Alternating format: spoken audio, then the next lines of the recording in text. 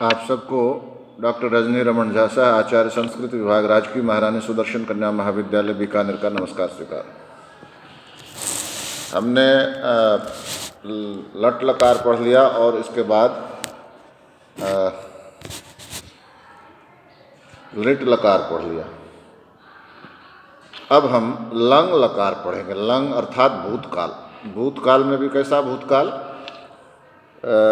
तीन तरह के भूत माने गए हैं भूतकाल। एक भूतकाल है जो आज हुआ। जैसे मान लीजिए मैं अभी उठा, मतलब मैं अभी वीडियो बना रहा हूँ आपके लिए, तो मैं आज प्रातःकाल जग गया और जगने के बाद मैंने अपना जो दैनिक क्रियाएं हैं वो निपटाई, स्नान किया, भोजन किया, इस तरह से, और कॉलेज में आकर मैं वीडियो बना रहा हूँ मान लीजिए। तो आज अभी इस समय से पूर्व तक का जो समय है, आज अद्य, उसको भी भूत कहेंगे। तो उसके लिए होता है लुंग लकार। और आज से पहले, जैसे कल, परसों, नरसों, 4 दिन पहले, 10 दिन पहले, साल भर पहले, 2 साल पहले, यह जो होता है उसको कहते हैं लंग लकार। अनद्यतन भूत है। अनद्यतन, जो आज नहीं हुआ, आज के पहले हुआ, तो वह है अनद्यतन भूत।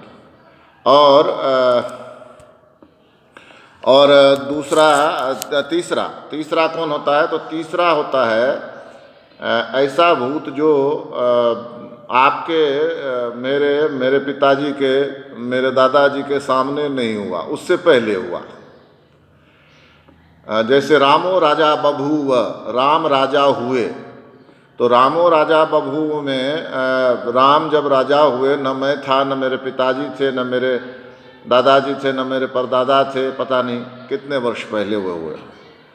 तो ऐसा जो बहुत प्राचीन है, जिसके बारे में कथाएं चल रही हैं और उनको जानने वाली कोई पीढ़ी अभी बची नहीं है, तो ऐसा जो भूतकाल होता है उसको परोक्ष भूत यानी कि लिट लकार कहते हैं। परोक्ष भूत।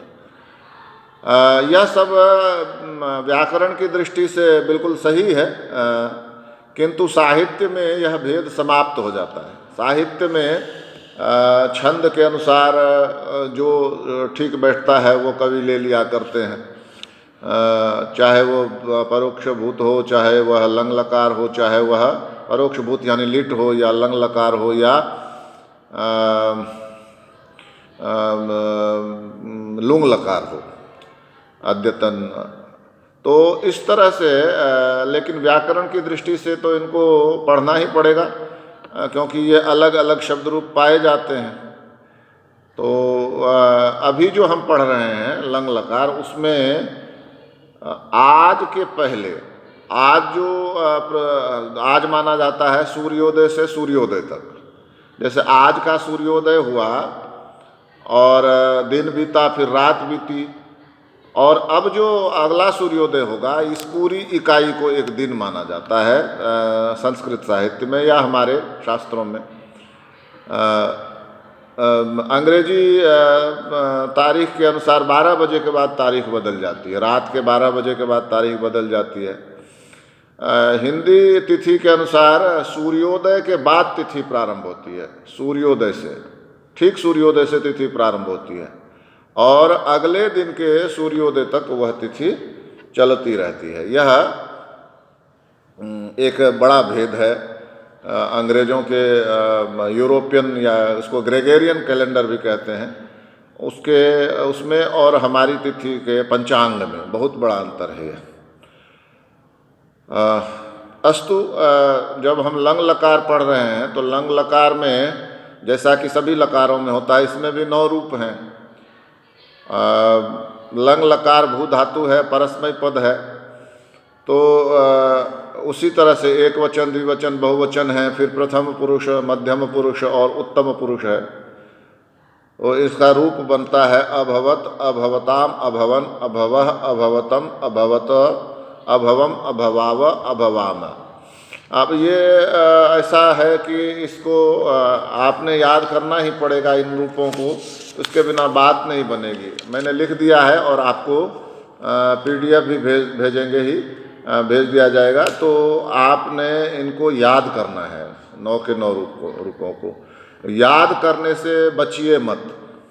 जितना स्मरण करेंगी संस्कृत उतनी समझ में आएगी। तो यह ध्यान में रखने वाली बात है कि संस्कृत स्मरण से बहुत ज़्यादा आती है। तो इन धातु रूपों को याद करना चाहिए। तो जैसे प्रथम पुरुष का एक वचन लंग लकार में भू धातु का परस्मय पद प्रथम पुरुष एक वचन में होगा अभवत, द्विवचन में होगा अभवताम, बहुवचन में होगा अभवन, मध्यम पुरुष के एक वचन में होगा अभवः, द्विवचन में होगा अभवतम और बहुवचन में होगा अभवत। अभवत जो प्रथम पुरुष का एक वचन है उसमें हलंत त है, और मध्यम पुरुष का बहुवचन जो अभवत है उसमें पूरा त है, हलंत त नहीं है। यह एक बड़ा अंतर है।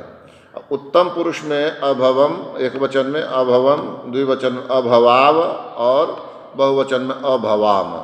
इस तरह से 9 रूपों की सिद्धि होती है, मतलब 9 रूप बनते हैं।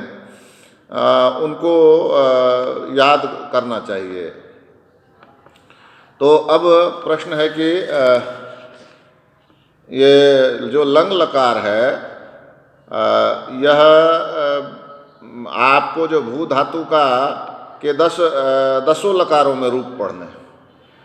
तो मेरा प्रयास ये है कि एक बार जो 5 लोकप्रिय रूप होते हैं, 5 लोकप्रिय रूप कौन से हैं? वे हैं लट लकार, लिट लकार, लंग लकार, लोट लकार और विधिलिंग जिसको आप कहते हैं। इन 5 रूपों को हम पहले पढ़ लें, क्योंकि यदि आपकी संस्कृत रही है या नहीं भी रही हो तो भी कहीं 10वीं में या 11वीं 12वीं में कहीं आप इन 5 लकारों से जरूर परिचित होंगी। तो पहले हम उनकी रूप सिद्धियाँ समझ लेते हैं और फिर उसके बाद उनकी रूप सिद्धियाँ समझ लेते हैं। फिर उसके बाद हम आगे जो 5 लकार बचे हैं, जैसे लुंग लकार है, लुट लकार है, लिंग लकार है और आशीर लिंग है। तो इनको हम लिट है, 5 लिट है, इनको हम समझेंगे। इससे हमें समझने में आसानी हो जाएगी। अब आगे अभवत रूपों को, अभवत के रूप को हम समझते हैं। जैसा कि अभी तक आपको समझ में आ गया होगा कि इसमें भू धातु है और भू धातु जो है वह कर्ता अर्थ में है। कर्ता अर्थ में आपको बताया था कि कर्ता के अनुसार क्रिया होती है तो उसको कहते हैं कर्ता अर्थ में, और कर्म के अनुसार क्रिया होती है तो उसको कहते हैं कर्म अर्थ में। तब वो कर्तृवाच्य होता है जब कर्ता के अनुसार क्रिया होती है, और कर्मवाच्य होता है जब कर्म के अनुसार क्रिया होती है, और भाववाच्य भी होता है तो वो भाव के अनुसार होती है, यानी वो एक जैसी ही रहती है एक तरह से। अब इसको आगे बढ़ते हैं इस पर। तो भू धातु से कर्ता अर्थ में भूतकाल में अनद्यतने लंग सूत्र से लंग प्रत्यय का योग किया। लट में भी हमने लट का योग किया था, लिट में लिट का योग किया था, तो लंग लकार में भी लंग प्रत्यय का योग करेंगे। तो लंग लकार में लंग प्रत्यय का योग करेंगे तो उसके लिए सूत्र है अनद्यतने लंग। उसके लिए क्या सूत्र है? अनद्यतने लंग। तो अनद्यतने लंग सूत्र से लंग प्रत्यय का योग किया। लंग में 3 अक्षर हैं, जैसे लट में 3 अक्षर, लिट में 3 अक्षर, उसी तरह से लंग में भी 3 अक्षर हैं। कौन कौन से? ल, अ और ङ। तो ल, अ और ङ। तो अ की अभी तक आपको याद हो जाना चाहिए, अ की उपदेशे जनुनासिक इत। अ है जो अच है और अनुनासिक है, उसके ऊपर चंद्रबिंदु है, चंद्रबिंदु है, तो वह अ हो गया, और अ होने के कारण से अनुनासिक हो गया। अनुनासिक होने के कारण से उपदेशे जनुनासिक इत से उसकी इत संज्ञा हो जाती है, और तस्य लोप से उसका लोप हो जाता है। फिर बचता है ङ, क, ख, ग, घ, ङ। थोड़ा सा आप लोगों का उच्चारण जो है इस मामले में अलग है, मेरा अलग है। लेकिन इसका सही उच्चारण यही है, क ख ग घ ङ ङ ङ ङ जैसा, ग ग जैसा, ङ ङ। तो ये हो गया। तो अब क्या होगा, आप ध्यान करिए कि जो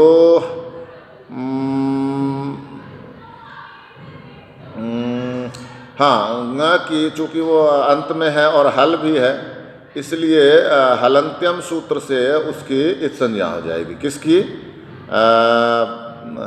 ङ की। तो अ की भी संज्ञा हो गई और ङ की भी संज्ञा हो गई, तो बचा क्या? ल। इसी ल के स्थान पर तिंग प्रत्यय आते हैं, हमने बार बार पढ़ा है। तो अब यहाँ पर भी क नंबर पर हो गया भू प्लस ल।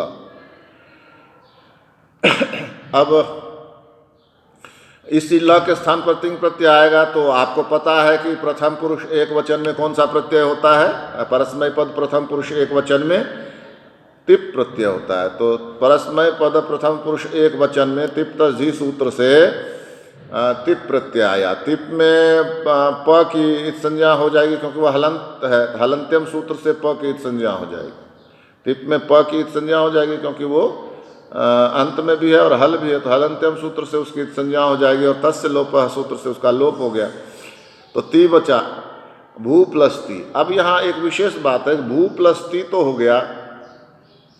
अब ती जो है वह लंग के स्थान पर आया है।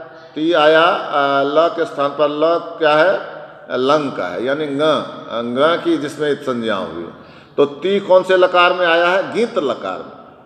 फिर से समझिए, इसमें लंग में ङ की संज्ञा हुई, तो आपको बताया गया है कि ट की संज्ञा होगी तो टित होगा, क की संज्ञा होगी तो कित होगा, प की संज्ञा होगी तो पित होगा, म की संज्ञा होगी तो मित होगा। इसी तरह से ङ की संज्ञा होगी तो गित होगा, गित प्रत्यय। तो लकार कौन सा हो गया? ये लंग लकार, गीत लकार। गीत जिसमें ग की इत संज्ञा हुई उसको गीत कहेंगे, वो तो गीत लकार है। तो ती उसी की जगह पर आया। ती किसकी जगह पर आया? लंग की जगह पर। इसलिए ती गीत लकार के स्थान पर आया, ऐसा कह सकते हैं। तो जो प्रत्यय गीत लकार के स्थान पर आते हैं उनका इतश्च सूत्र से उसमें जो ई है उसका लोप हो जाता है। ती में दो अक्षर है, ध्यान करिए, त और ई। और ती किसकी जगह पर आया है? लंग के स्थान पर।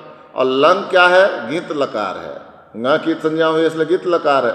तो गीत लकार ल के स्थान पर, लंग के स्थान पर आया हुआ जो ती है उसकी ई का इतश्च सूत्र से लोप हो जाएगा।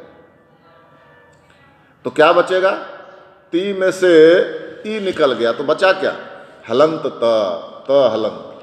ठीक है, हलंत त। तो तीसरे नंबर पर भू प्लस, पहले ल हुआ, दूसरे में भू जमा ती हुआ, अब तीसरे में भू जमा त, हलंत त। ठीक है। तो अब क्या करेंगे? त हो गया। अब वही आप लट लकार वाला याद करिए। लट लकार में हमने क्या किया था? तिंग षित सार्वधातुकम सूत्र से त जो है वो सार्वधातुक है। अब आपका प्रश्न यह हो सकता है कि ती है, त है, जबकि उसमें तो तिप है। तो तिप में भी तो प की संज्ञा हुई है ना, उसका लोप हुआ है। और ती बचा, ती में से ई निकल गया, त बचा। यह प्रश्न हो सकता है कि ती तो सार्वधातुक है लेकिन त कैसे सार्वधातुक है? तो इसका उत्तर यह है कि कहा गया है एक देश विकृतम अनन्यवत, कि यदि कोई चीज निकल भी जाती है तो भी वो वैसा ही रहता है, परिवर्तन नहीं होता है। जैसे सामान्य रूप से यह समझा जाए कि मैंने अभी चश्मा पहन रखा है, तो चश्मा पहन रखा है तो भी मैं रजनी रमन झा ही हूँ, और ये चश्मा यदि मैं उतार देता हूँ तो भी मैं क्या रहूँगा? मेरा नाम बदल जाएगा या मेरा चेहरा बदल जाएगा? कुछ भी बदलेगा नहीं, मैं वही रहूँगा, वही व्यक्ति रहूँगा। तो आप यही मान लीजिए कि ती में से ई निकल गया, तो ई निकल गया तो बचा त। तो त एक देश विकृतम अनन्यवत, यानी एक देश बदल भी जाए तो भी वह वही रहता है जो जिसमें से कोई चीज़ निकली है। तो ती में से ई निकल गया तो त जो है वह फिर भी तिंशित सार्वधातुकम से सार्वधातुक ही रहेगी, इसलिए त की सार्वधातुक संज्ञा हुई और उसको कर्तरी शब्द से शप का आगम होता है। उसके परे रहते भू को कर्तरी शब्द से शप का आगम होता है। तो यहाँ तक आज हम पढ़ते हैं। चूँकि इसको पहली बार समझने में थोड़ी दिक्कत होगी, इसलिए इसको दो वीडियो में इसको समझेंगे। तो इसको आज हम यहीं छोड़ते हैं, शेष कल। धन्यवाद।